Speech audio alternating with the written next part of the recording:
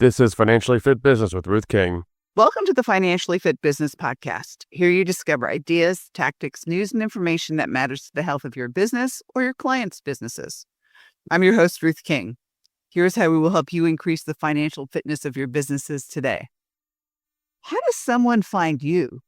How do they know you're a CPA that they can trust? AI has changed much of the search criteria. If someone is looking for a CPA, they are likely to use ChatGPT, Copilot, Gemini, or another large language model to search. My guest today, Cassie Egli, Chief Marketing Strategy for Straightforward Consulting and Marketing, gives you some ways to use AI to help build your firm's brand. Cassie, welcome to the Financially Fit Business Podcast. Thank you so much for having me, Ruth. I appreciate it. My pleasure. And yeah, it's funny because when you and I met and you and I started talking about, different things that you've been doing, you were very open and very direct about a situation that happened to you, which realized that some things were changing. And I would like you to share that story, if you don't mind. Sure. Oh, yeah, I would be happy to. So I've had my business, Straightforward Consulting and Marketing, going on 6 or 7 years now. A few years ago, my referral sources changed, and I thought I needed to do something a little bit newer, maybe niche down. Niches are in the riches, make more money. And so I left my Straightforward Consulting and Marketing, which is a digital marketing agency, open, and that one specialized in Shopify, Story Brand, which is a messaging framework, and SEO. And then I opened up a second business, Taboo Digital Marketing, that niched down into highly regulated brands, holistic wellness. It could be, pain management. It could be sexual wellness, etc. And so I thought I was doing the right thing. I didn't bother to consult myself as my own strategist. I just went for it, which turned out to be a horrible mistake. And I was my own worst client. And I noticed that my referrals, where I normally was getting a steady stream of referrals, both online and from humans, it really started just getting slower, further in between. I was starting to question where my next job was coming from.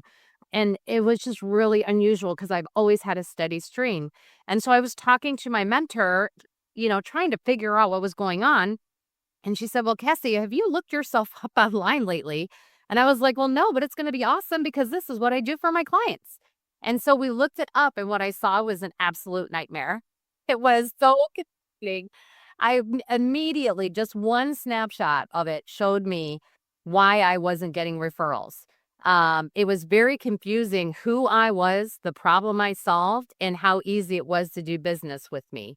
There's a very big difference between Cassie, the Shopify queen that does SEO and Story Brand, and a regulated business owner that works with cannabis and sexual wellness. So I was like, holy cow. So I had to make a decision. And I decided Straightforward was my original business and was where I was having the most success. So I decided to fold Taboo and put it back under Straightforward, really take a hard look at my messaging and consolidate it. And then I also looked at what was I doing for my clients that I wasn't doing for myself, and kind of reverse engineered it, and then started doing that for myself, becoming my own best client. And lo and behold, in about 6 weeks, the floodgates opened. I started having human referrals again. I started getting online referrals, and I have never looked back. It was a huge lesson for me and one that carries me forward with my clients today. And I have developed a visibility stack framework that ensures whether or not a human or a machine is looking for you, that you are the recommendation. And it was entirely through, my own failure becoming my best success. Cool. So I'm a CPA listening to this, Mhm. and I was like, well, we do accounting. I mean, it's like, so that's really not what you do, right? And isn't that where you go with purpose and positioning? Or the stack? Yes, the visibility stack has 4 different pillars. The first pillar that you do not pass until you don't pass go until you get this done is the positioning. So positioning is very, very important, and it breaks down into who you are, the problem you solve, how how easy it is to do business with you, and the success is very, very important now with AI tools that people are going to see on the other side. So a very much before problem and success after. And I would throw in for any CPAs that are geographically bound, putting your geographics in there as well is going to be very important. But it's very important that that signal is very tight, very clear, and you can say it in one breath. If it takes you longer to say it in one breath, or you try to say, oh, it's complicated, AI is going to move on to somebody else, and humans are too. Yeah. Well, the thing is that it forces a CPA and a CPA firm to kind of look at what they're actually really doing, not debits and credits. Correct. And not what they want to be doing. What are they really good at, and what are their real profit centers? So, not all CPA firms are created equal. You want to be very, very clear as to how you stand out in the marketplace, and your customer persona, your ideal customer, really make that really tight as well. Because if you try to serve everybody, you're going to serve nobody. And AI relies on very specific signals being repeated over and over and over and being reinforced by the second pillar, which is proof online, testimonials, press releases, social media, podcast guesting, you name it. That's the second pillar. Is once you've got your positioning statement down, you go for proof. Yeah. So if we think about it, niching can be really good for a CPA. I mean, we work only, with retail clients, or we work only with dentists, or we work only with contractors, or we work only with, you know, car washes. I don't know. I'm Right. making things up, and that should be part of the positioning, right? Yes, it definitely should. Like I said, that customer persona, whether it's that, or whether it's we work with small businesses or medium-sized businesses. Now, you wouldn't want to just say small business. What is a small business? I was working with a client that does coaching, and she works with middle markets. So I said, well, what is middle market to you? She told me that it was like, oh, anybody from 500,000 to 2 million. But I said, well, let's look up what AI thinks a middle market is. Totally different. Yeah. So it would have been sending the wrong audience. Plus, if her signals out there were saying, middle market, but she was really working with smaller size businesses, if you confuse, you lose. Yeah. So AI is going to skip right over you and go to somebody else. Absolutely. So before we take a break, if somebody wants to get in touch with you or is interested in the visibility stack, where do they go? They can go to my website. The company name is Straightforward Consulting and Marketing, but for ease, I simplified the website name. So it's www.4.marketing. So I'm sorry, I was just going to give you my email. So www.s4.marketing. And if you wanted to get a hold of me personally, it's Cassie, C-A, S as in Sam, S as in Sam, I-E, at s4.marketing. Sounds great. Before we go, you've promised that you're going to talk about how you're helping your own personal CPA, and we'll do that after the break. Can we do that? Oh, yeah, that would be awesome. Thanks. All right. So thanks for listening to the Financially Fit Business Podcast. We'll be right back. Financial advisory services are the key to the longevity of the accounting profession. If you want to get started providing advisory services, or want a review of a finance course you took in college, Ruth King's manual, Understanding Financial Trends Analysis, might be your first step. This manual gives you the information you need to help your clients with their financial statements. A great start or addition to your financial advisory practice. You help them with clarity on their business's financial health, the ability to spot impending issues and resolve them before they become a major crisis, less stress and sleepless nights worrying about the financial part of their business. Your Financial Statement Trends Analysis Manual is the reference guide. What do you want in your financial advisory services practice? Click on the link below for more information and to order. We're back. Thanks for listening to the Financially Fit Business Podcast. All right, Cassie, how have you helped your own personal CPA? I'm telling you, it was a major eye-opener. I actually was talking to them, about my own business, and then I was sharing with them the new direction I've taken the company. And they always have a steady stream of business. They always have referrals. They're looking towards the next generation. And so I said, well, have you looked yourself up online lately? Are you showing up? And she said, well, yeah, we do all the time. And we always show number one. And I said, well, funny, I looked you up and you're not even on the list. And they're in a very small town called Maumee, Ohio. And I said, who helped, if I'm a small business in Maumee, Ohio, who should I hire for a CPA? They didn't come up at all. They were totally invisible. So AI only is going to give you, instead of playing for positions 1 through 10 on search engine optimization, it's called position 0. And it might only, AI tools is position 0 because it's above the 1 through 10. And it only gives you 2 to 3 names max. And if you're not on there, you don't exist. And she's like, Cassie, how can that be? I just looked myself up. Well, she looks herself up online and she's doing business all the time on the same Chrome browser, and that has a memory. So I said, log out of any of your AI tools, go into an incognito browser, and then ask that same question to ChatGPT again. And she's like, oh my gosh, Cassie, I did not show up.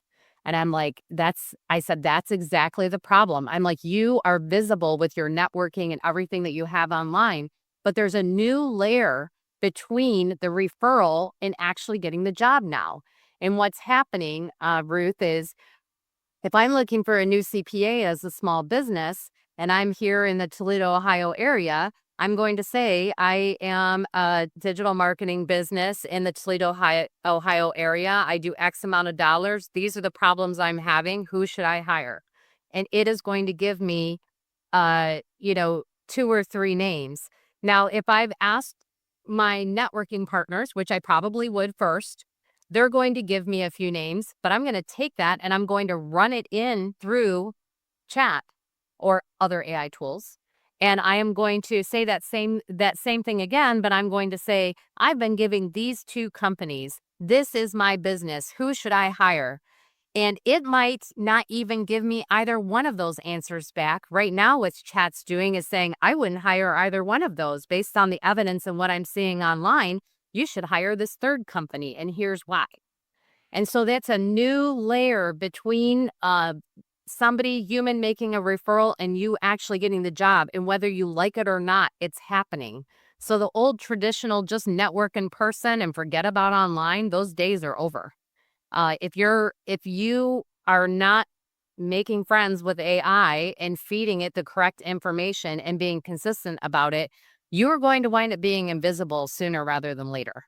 So it's very, very important that you get your visibility under control online so that both the human referrals and the machines are making referrals and choosing you.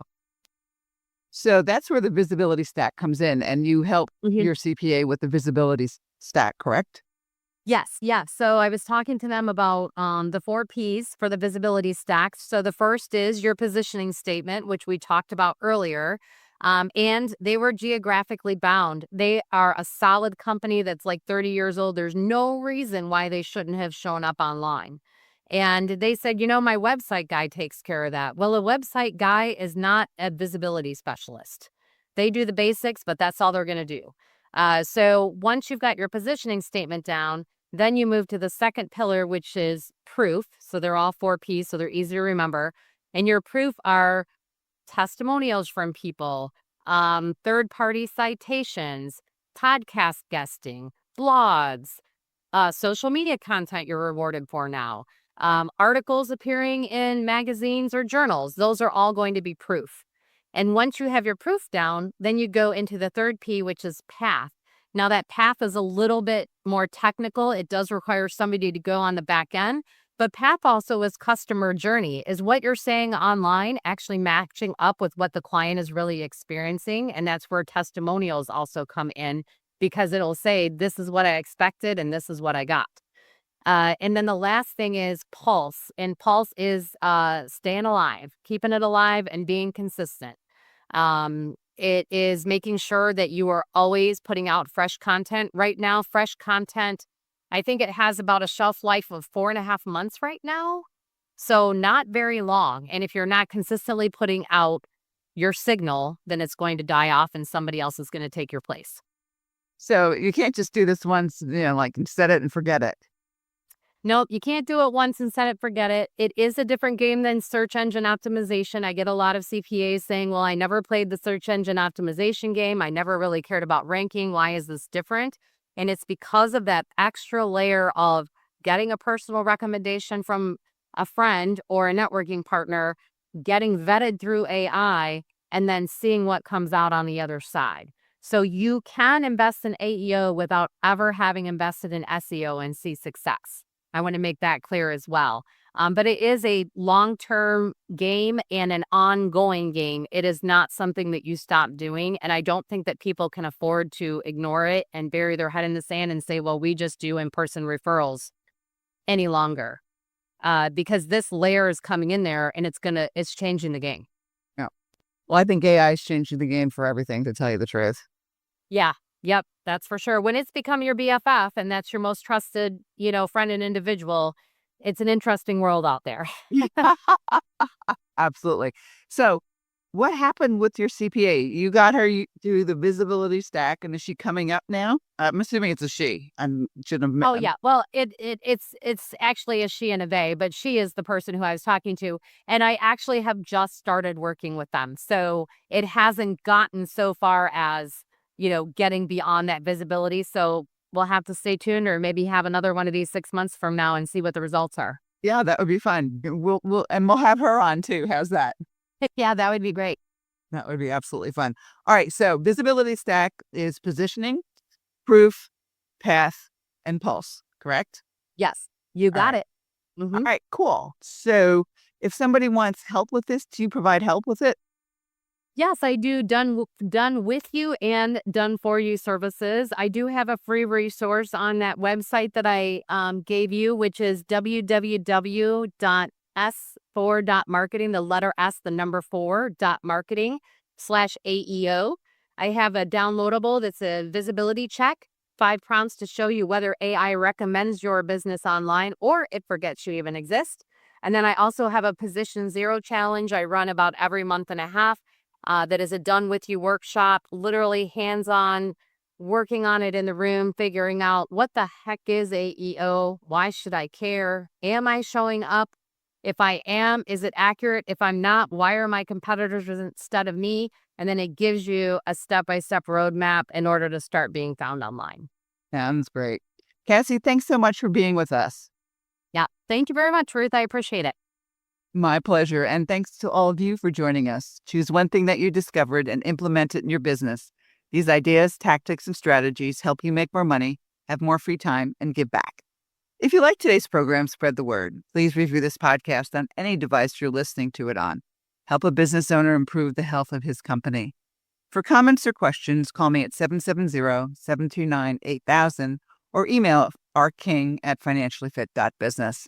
Thanks for listening. Have a great and profitable day.